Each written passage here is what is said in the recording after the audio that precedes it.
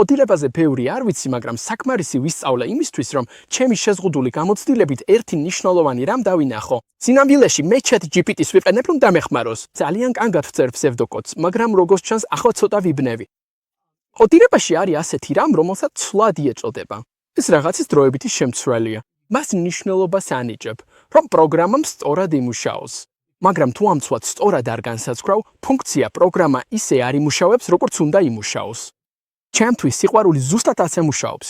სიყვარული არის ცვლადი, რომელსაც მხოლოდ მე შემიძლია მივანიჭო მნიშვნელობა და ეს უნდა გავაკეთო ისე, რომ ჩემი მთელი არსება პატივში ვცე. სწორად რომ მოვიქცე, სწორედ ასე უნდა მოვიქცე. ასე ჩემი რეალობის პროგრამა სწორად მუშაობს. ჩემს რეალობაში, ჩემს სივრცეში ისე გამოიხატება, როგორც უნდა და სუფთად სრულდება, დამახინჯების გარეშე. მაგრამ ეს არის მახე, რომელშიც ყველა ვარდებით. შემთხვევით კონტროლს ვანიჭებთ მნიშვნელობას. ამ ცვლადს, რომელიც სინამდვილეში სიყვარულისთვის იყო განკუთვნილი. და შემდეგ, როდესაც პროგრამა გადის, ის საერთოდ არ გვთავაზობს სიყვარულის პროგრამას, ის გვთავაზობს დაბმის პროგრამას, არა? Android-ი, iOS-ი, Windows-ი.